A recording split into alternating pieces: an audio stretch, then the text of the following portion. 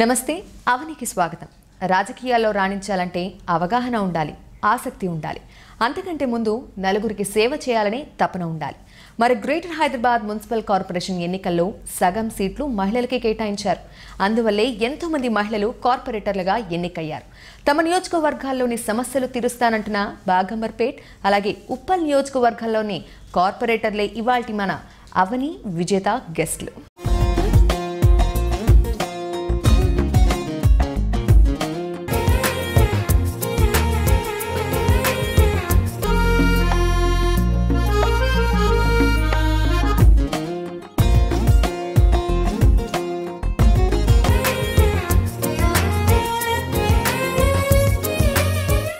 నమస్తే అండి పద్మావతి గారు. ముందుగా బాగంబర్పేట్ నియోజకవర్గానికి ఒక మహిళా కార్పొరేటర్గా విజయాన్ని సాధించారు. ముందుగా కంగ్రాచులేషన్స్. ఎలా ఫీల్ అవుతున్నారు? థ్యాంక్ యూ సో మచ్ అండి. నేను చాలా గ్రేట్గా ఫీల్ అవుతున్నాను. మహిళలుగా మాకు వచ్చిన అవకాశాన్ని నేను సద్వినియోగం చేసుకుంటానని. ఈ ఎన్నికల్లో సగం మందికి మహిళలకి అవకాశం కల్పించారు. సో ఆ విషయంలో ప్రభుత్వానికి మీరు ఇచ్చేటటువంటి కృతజ్ఞతలు కావచ్చు, మీరు చెప్పేటటువంటి మాటలు కావచ్చు. ముఖ్యంగా నేను కేసీఆర్ గారికి, కేటీఆర్ గారికి నా కృతజ్ఞతలు తెలుపుతున్నాను. వారు మాకు 50% రిజర్వేషన్ ఇచ్చి మా మహిళలను ఎంతో ప్రోత్సహించారు. అలాగే మేము కూడా మా సత్తా చాటి అందరం కూడా గెలిచాం. చక్కగా మా కర్తవ్యం కూడా సక్రమంగా నిర్వహిస్తామంట. రాజకీయాల్లో రాణించాలంటే ముందుగా దానిపైన అవగాహన కావాలి, ఆసక్తి ఉండాలి, కొందరికి సేవ చేయాలనే తపన కూడా ఉండాలి. మీకు వాటిపై ఆసక్తి ఉందా, లేకపోతే కుటుంబ సభ్యుల ప్రోత్సాహం అనుకోవాలా? ఆసక్తి ఉండండి. చిన్నప్పటి నుండి కూడా నాకు లీడర్షిప్ క్వాలిటీస్ ఉన్నాయని మా ఇంట్లో కూడా గమనించి నేను స్కూల్ హెడ్ గర్ల్గా కూడా వర్క్ చేశానండి. అలాగే కాలేజ్లో కూడా ప్రెసిడెంట్గా వర్క్ చేశాను. మా హస్బెండ్ కూడా ఆయన గత 25 సంవత్సరాల నుండి ఆయన కూడా రాజకీయ నేపథ్యంలో ఉన్నారు. ఆయన సేవాభావం కూడా నన్ను ఎంతో ప్రోత్సాహాన్ని ఇచ్చింది. అలాగే వారు కానీ మా పిల్లలు కానీ నన్ను ఎంతో ప్రోత్సహించారు. మా అనుచరులు కూడా నన్ను ఎంతో ప్రోత్సహించి ఇవాళ నేను ఇక్కడ కూర్చోవడానికి అందరు టీం వర్క్ మంచిగా చేశారండి. మరి ఇప్పుడు మీ నియోజకవర్గంలో ఉన్నటువంటి సమస్యలు ఏంటి? వాటిని అధిగమించేందుకు ఎటువంటి ప్రణాళికతో ముందుకు వెళ్తున్నారు? మేజర్గా ఇక్కడికి వచ్చేసి బర్నింగ్ ఇష్యూ అంటే బతుకమ్మ కుంట ఇష్యూ అండి. అది జనవాసాల మధ్యలో ఉందండి. దాని నుండి ప్రజలు చాలా చాలా బాధలు అనుభవిస్తున్నారు. అంటే దుర్వాసనతో కానీ, కుక్కల బెడద కానీ ఎన్నో, అది అడ్మిట్స్ ఆఫ్ పీపుల్ ఉందన్నమాట అది. సో ఆ ఇష్యూ గురించి కమిషనర్ గారి దగ్గర కూడా వాళ్ళకు కూడా ఒక అవగాహన ఉంది. వాళ్ళు కూడా అది నోటీస్లో పెట్టుకున్నారు. సో మొన్న ఇంట్రడక్టరీ మీటింగ్లో కూడా జోనల్ కమిషనర్ గారికి ఫస్ట్ అదే ఇష్యూ నేను లేవనెత్తి కూడా వారు కూడా చక్కగా స్పందించి కమిషనర్ గారి దగ్గరికి తీసుకెళ్లారు. ఆయన సడన్ ఇన్స్పెక్షన్లో మాకు ఇక్కడ ఎస్టీపీ దగ్గర ఒక 4 acres ల్యాండ్ అలాట్ చేసి ఈ బతుకమ్మ కుంట డంప్ యార్డ్ని అక్కడ తరలించేందుకు ప్రయత్నం జరిగిందండి. కార్పొరేటర్గా మీరు బాధ్యతలు స్వీకరించాలని ఒక ఆశతో ముందుకు వెళ్ళిన రోజులు వేరు, అయిన తర్వాత రోజులు వేరు. ఇప్పుడు ఎలా అనిపిస్తోంది? ఇప్పుడు చాలా బాధ్యత మీద పడింది అనిపిస్తుందండి. ఎందుకంటే నేను డిపెండెంట్, మోస్ట్లీ కార్పొరేటర్స్ అంటే విమెన్ కార్పొరేటర్స్ అందరూ కూడా ఫస్ట్ టైం ఇంట్లో నుండి వచ్చి they are dependent on their husbands. నేను అట్లా కాకుండా నేను నా ఇండిపెండెంట్గా అన్నీ చేసుకోగలుగుతున్నాను. నాకు కూడా అవగాహన ఉంది సమస్యల మీద. అంతకుముందు నా ప్రచారంలో కానీ పాదయాత్రలో తిరిగి అన్ని సమస్యలు కూడా తెలుసుకున్నాను. సో దానికి తగినట్టుగా నేను కూడా ప్రతి సమస్యకు కూడా స్పందించి ముందుకెళ్తున్నానండి. ఇప్పుడు అంతా చాలా వరకు టైం బయటే మీరు ఉండాల్సి ఉంటుంది, చాలా వరకు సేవ చేస్తూ ఇలా. మరి ఆ బర్డెన్ ఎలా ఫీల్ అవుతున్నారు? ఇప్పుడు నేను వచ్చింది యాక్చువల్లీ రైట్ టైంలో వచ్చానండి. అంటే మా పాపకి మొన్ననే పెళ్ళైపోయింది, షీఈ్ మ్యారీడ్. సో ఆ రెస్పాన్సిబిలిటీ తగ్గింది. మా బాబు కూడా ఫైనల్ బీటెక్లో ఉన్నాడు. సో ఆయన కూడా ఏ విధంగా సెటిల్ అయిపోతారు. నాకు కొద్దిగా రెస్పాన్సిబిలిటీ తగ్గింది. నేను ఫుల్ టైమ్ రాజకీయాలకు ఇవ్వగలుగుతున్నాను. అంటే కార్పొరేటర్గా కాకముందు మీరు ఏం చేసేవాళ్ళు చదువు పరంగా? మీ చదువు గురించి? నేను బీఎస్సీ అండి, సైన్సెస్లో ఉండే. యాక్చువల్లీ నా అంబిషన్ వచ్చేసి నేను డాక్టర్ అవుదాం అనుకున్నానండి. తర్వాత కొన్ని కారణాల వల్ల పెళ్ళి అయిపోయి దాని తర్వాత చేయలేకపోయాను. ఇప్పుడు రాజకీయాలకి రావాల్సి వచ్చింది. ఈ ఎన్నికల్లో అయితే మహిళలకు సగం శాతం ఇవ్వడం జరిగింది.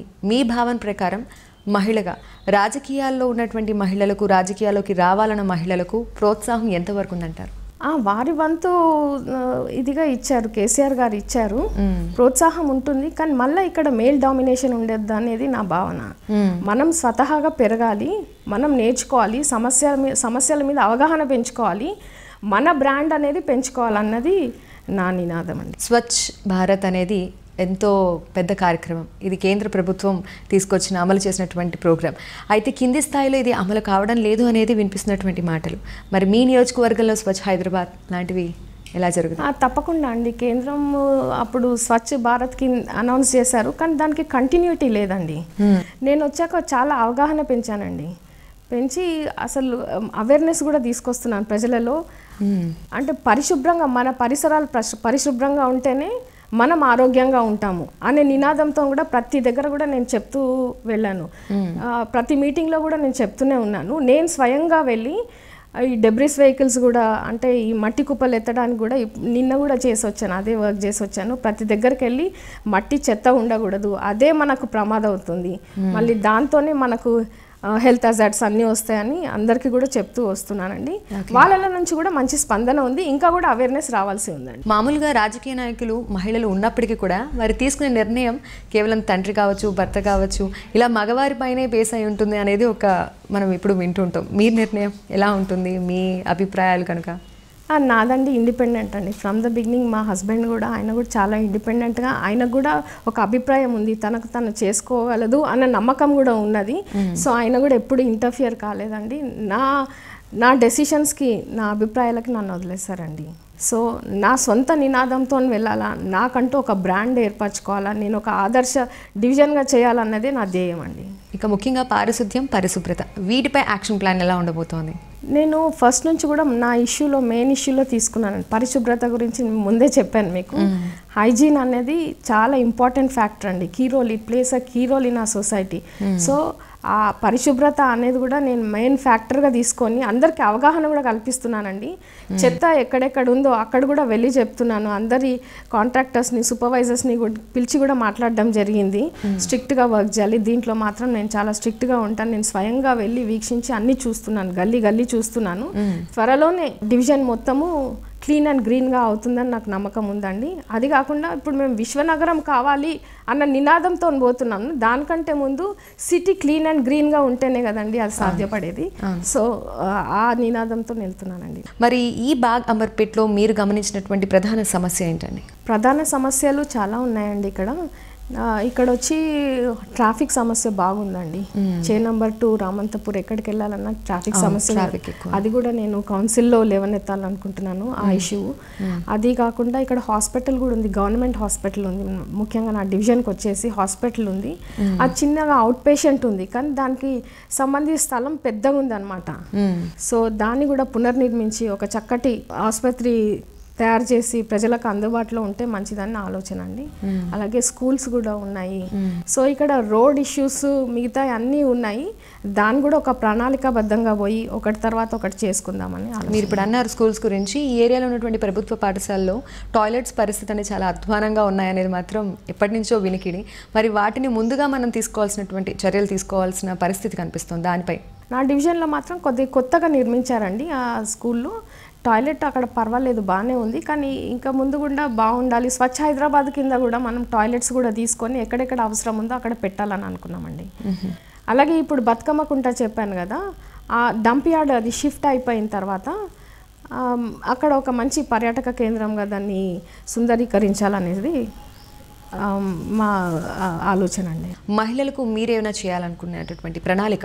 సేవ్ గర్ల్ చైల్డ్ అనేది నినాదం ప్రతి ఒక్కరికి తీసుకెళ్ళాలండి. అది అంటే మహిళలు కూడా అన్ని ఫీల్డ్స్లో రాణించగలుగుతారు అన్నది వాళ్ళలో తీసుకురావాలండి. వారికి ఒక ఉపాధి కల్పనలాగా ఏదన్నా చేస్తే బాగుంటుంది అన్నది నా ఆలోచన ఉంది. ముందుగా అదే విధంగా ఎట్లా ఉపాధి కల్పన ఏది చేస్తే బాగుంటుందో అది నేను మొత్తం తెలుసుకొని చేస్తానండి. ఓకే. ఇంకా ఈ కార్పొరేషన్ ఎన్నికల ప్రచారంలో మీరు ఉన్నప్పుడు చాలా మంది సమస్యలతో మీ ముందుకు వచ్చుంటారు. అలా మీరు గుర్తించినటువంటి సమస్యలు? చాలా ఉన్నాయండి సమస్యలు. అయితే ఇక్కడ డ్రైన్ సమస్యలు ఉన్నాయి, రోడ్స్ సమస్యలు ఉన్నాయి, కొన్ని డిపార్ట్మెంట్స్లో కోఆర్డినేషన్ లేదు. వాటర్ వర్క్స్ కానీ లేకపోతే సివిల్ వర్క్స్ కానీ లేదు. ఫస్ట్ రోడ్ వేసిన తర్వాత పైప్ లైన్ కోసం అంత రోడ్ని కట్ చేసి అట్లా కొన్ని ప్యాచెస్ ఉన్నాయి, అలాగే ఉండిపోయినాయి అనమాట. అవన్నిటినీ కూడా రెక్టిఫై చేసి ఒక ప్రణాళికాబద్ధంగా పోతే బాగుంటుంది. కలుషిత నీరు కూడా ఉన్నది. అయితే ఎక్కడైతే కలుషిత నీరు ఉందో నీటికి కూడా మొట్టమొదటి ప్రాధాన్యత ఇవ్వాలి కాబట్టి ఎక్కడైతే ఉందో ఆ సమస్య నాకు రాగానే ఫస్ట్ ముందుగా స్పందించి దాన్ని రెక్టిఫై చేయడానికి చూస్తున్నానండి. సమస్యలు అనేవి అనేకంగా కనిపిస్తున్నాయి, ఒక్కొక్కటి స్టెప్ వైజ్ చేసుకుంటూ వెళ్తుంటే చాలా టైం పడుతుంది. సో ఇవన్నీ ఫైట్ చేయాలంటే మీరు ఎలా ముందుకెళ్తున్నారు? ఇప్పుడు ఆ సమస్య అంటే మనకు చెప్పి రాదు కదండి, స్పాంటేనియస్గా వస్తుంది. సో నేను వెంబడే స్పందించాల్సి ఉంటుంది. ఇప్పుడు మస్కిటోస్ అలాంటి సమస్యలు అయితే అవి దీర్ఘకాలిక సమస్యలు కదా. సో ఫస్ట్ నేను ఇక్కడ చీఫ్ ఎంటమాలజిస్ట్ని కూడా పిలిపించి ఫస్ట్ ఇక్కడ దోమల బాధ ఎక్కువ ఉంది కాబట్టి వారితో స్ప్రేయింగ్ కానీ యాంటీ లార్వే స్ప్రేయింగ్ కానీ లేకపోతే ఫాగింగ్ కానీ చేసి ఎవ్రీ 15 డేస్కి అది తిరుగుతూనే ఉన్నారు. అది కాక స్ట్రీట్ లైట్స్ అని. నా ఉద్దేశం ఏంటంటే కార్పొరేటర్ అనేవారు ఫస్ట్ మౌలిక సదుపాయాలు కరెక్ట్గా అందిస్తేనే ప్రజల వరకు పోతేనే వారు కార్పొరేటర్ అనిపించుకోగలరు. దాని తర్వాతనే డెవలప్మెంట్ చేయాలి. చాలా మంది మహిళలకు అనేక సమస్యలు ఉన్నాయి, ఉమెన్ ఎంపవర్మెంట్ కావచ్చు, ఇలాంటివి. మీ నుంచి వచ్చేటువంటి కొత్త ప్లాన్స్ ఎలా అమలు చేస్తే బాగుంటుందంటారు? మహిళలకు భద్రత కల్పించాలండి ఫస్ట్. అయితే షీ టీమ్స్ని అయితే మన ప్రభుత్వం ఏర్పాటు చేశారు ఆల్రెడీ. ఈవ్ టీజింగ్ సమస్య కూడా చాలా ఉంది కదా. సో ఫస్ట్ వాళ్ళకు మహిళలకు భద్రత కల్పిస్తేనే వాళ్ళు ధైర్యంగా ముందుకెళ్ళగలుగుతారు. సో వారికి అలాంటి భద్రత కల్పించే ఒక ప్రణాళిక ఒకటి ఉంది.